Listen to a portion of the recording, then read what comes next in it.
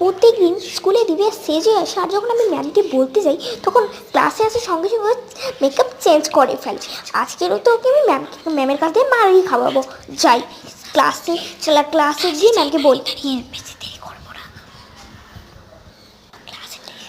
এই তো আমি চলে এসেছি ক্লাসে। এই দিব্যাকে আজকে তো সেজেছে, আজকে তো আমি ম্যামকে বলবোই। ম্যাম জানেন দিব্যা না আজকে তো সেজে এসেছে। কি, ও আজকে তো সেজে এসেছে?